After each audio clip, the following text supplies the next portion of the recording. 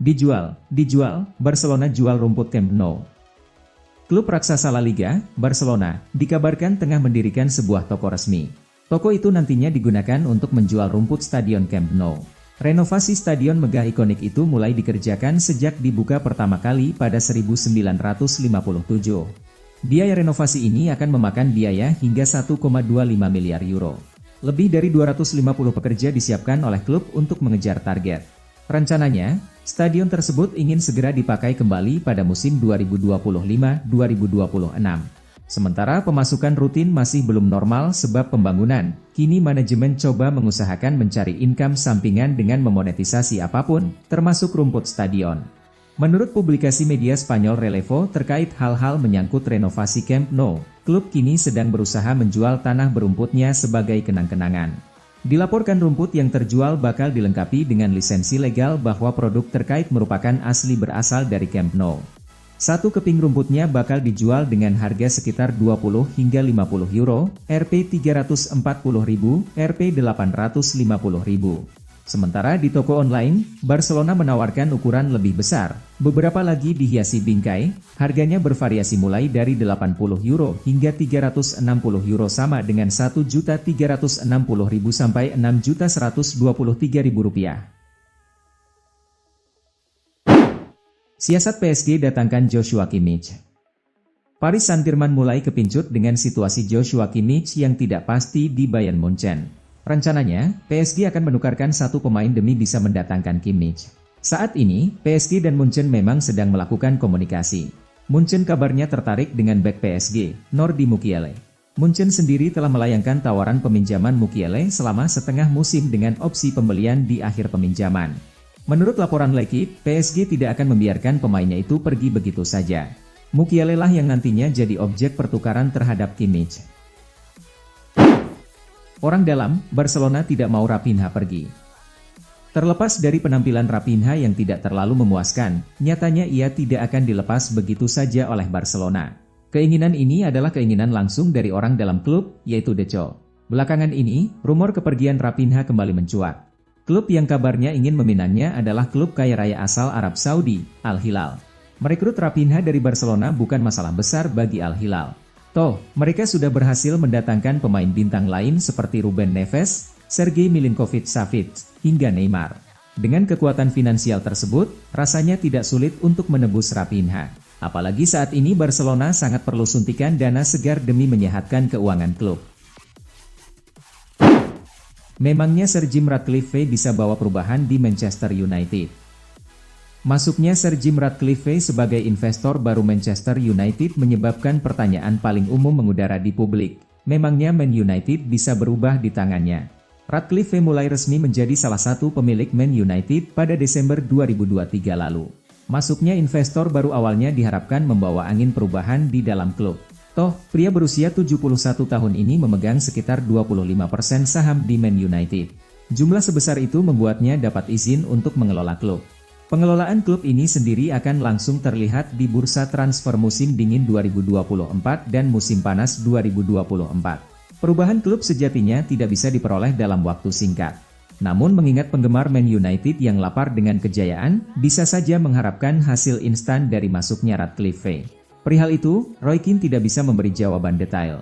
Dia sendiri tidak tahu pasti apakah Ratcliffe benar-benar bisa membawa perubahan bagi Man United. Menaklukkan Arab Saudi tidak semudah yang dibayangkan, bukan begitu, Jordan Henderson? Label ex-bintang lapangan hijau asal Eropa yang melekat pada Jordan Henderson tidak membuatnya mudah menaklukkan sepak bola Arab Saudi. Rumor bahwa dia akan hengkang akhirnya mengemuka. Henderson termasuk baru mencicipi Liga Arab Saudi. Dia bergabung dengan Al-Ettifaq di musim panas 2023 lalu. Keputusan ini mengejutkan lantaran dia memilih untuk meninggalkan Liverpool, klub yang sudah dibelanya selama 13 tahun terakhir. Akan tetapi, godaan gaji tinggi dan bermain sebagai anak buah Steven Gerrard menggoyahkan keyakinan Henderson untuk angkat kaki dari Anfield. Pinta Real Madrid kepada Alphonso Davies, jangan perpanjang kontrak di Bayern Munchen, ya. Ketertarikan Real Madrid terhadap Alphonso Davies belum padam. Mereka masih ingin membajak sang pemain dari Bayern Munchen. Rumor ini mulai mencuat karena Madrid tidak kunjung menemukan bek kiri yang bisa diandalkan selama bertahun-tahun seperti yang pernah Marcelo lakukan. Sampai akhirnya, muncullah sejumlah nama bek kiri berkualitas yang dikaitkan dengan Madrid. Nama Davies masuk dalam daftar tersebut. Pemain berusia 23 tahun ini tampil konsisten bersama Munchen dalam beberapa musim terakhir. Madrid menilai, Davies bisa jadi pemain yang selama ini mereka cari dan butuhkan.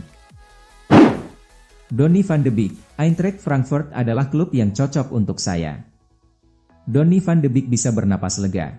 Di paruh kedua musim 2023-2024 ini, dia akhirnya bisa meninggalkan Manchester United dan bergabung dengan Eintracht Frankfurt. Sejak 2019 lalu, Van de Beek kesulitan untuk menembus skuad utama Man United. Selain karena performa, cedera yang sesekali datang menghambat perkembangannya. Termasuk di musim ini.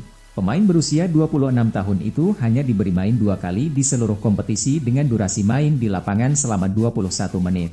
Van de Beek akhirnya mencari peruntungannya di klub baru di bursa transfer musim dingin 2024 ini. Dia minggat ke Liga Jerman sementara untuk membuktikan bahwa dirinya masih layak. Ini alasan Timo Werner terima pinangan Tottenham.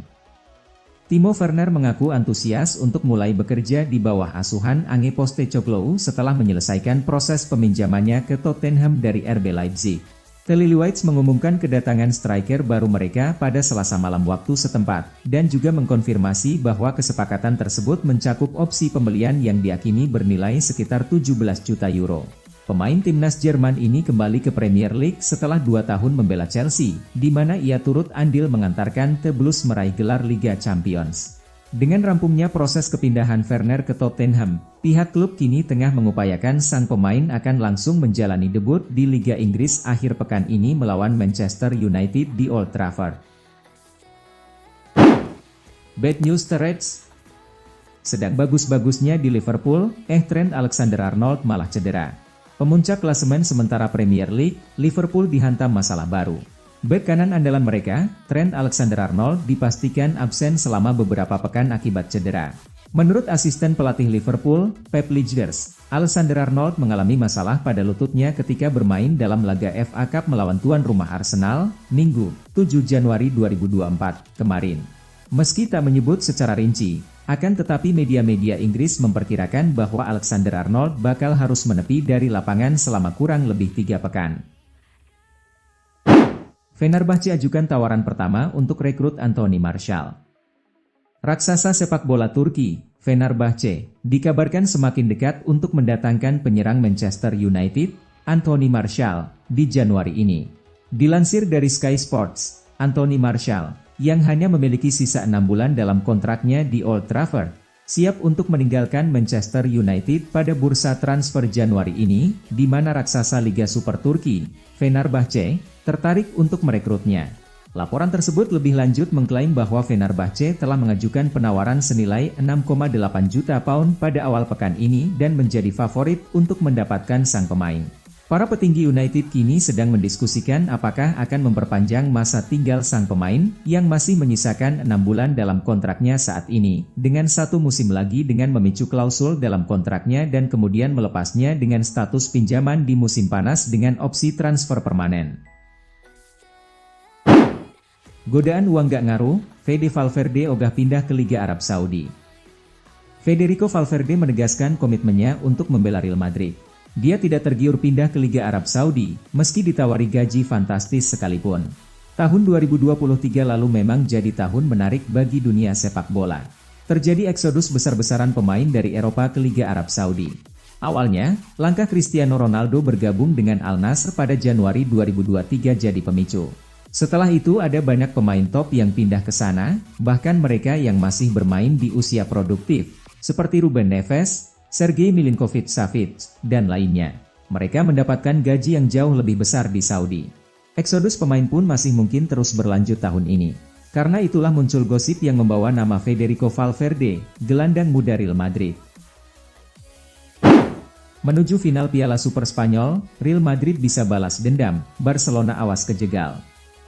Piala Super Spanyol alias Supercopa de Espanya bakal mempertemukan 4 tim tangguh, Real Madrid, Barcelona, Atletico Madrid, dan Osasuna. 4 tim itu akan bertanding mulai babak semifinal. Sejak tahun 2020, Piala Super Spanyol memang mengalami perubahan format. Sebelumnya hanya mempertemukan juara La Liga dengan juara Copa del Rey di musim sebelumnya, kini diikuti oleh 4 tim dengan format semifinal. Tidak hanya itu, kompetisi juga bakal dimainkan di Arab Saudi. Kali ini ketiga pertandingan bakal dimainkan di Al Awal Stadium, Riyadh, Arab Saudi. Karena itulah pertandingan diyakini bakal jadi lebih sengit dan lebih seru. Di babak semifinal, Real Madrid bakal bertemu rival sekota, Atletico Madrid. Sedangkan Barcelona bakal berhadapan dengan Osasuna. Chelsea kalah lagi, ingat kata Pochettino, masih berproses. Chelsea kembali menelan kekalahan mengecewakan. Kali ini, menghadapi Middlesbrough dari divisi Championship, The Blues dipaksa mengaku kalah dengan skor tipis 0-1. Rabu, 10 Januari 2024, dini hari WIB, Chelsea kalah dari Middlesbrough dalam duel semifinal Carabao Cup 2023-2024. Di atas kertas tentu Chelsea unggul segalanya, Middlesbrough adalah tim dari Championship. Terbukti, The Blues sebenarnya main cukup bagus, khususnya di babak kedua. Namun, mereka terlalu banyak membuang peluang. Total 18 percobaan tembakan sia-sia, tidak ada yang jadi gol. Kalah 0-1 tentu jadi pukulan telak bagi skuad Mauricio Pochettino. Untungnya, mereka belum tersingkir dari kompetisi, masih ada leg kedua dalam 2 pekan lagi.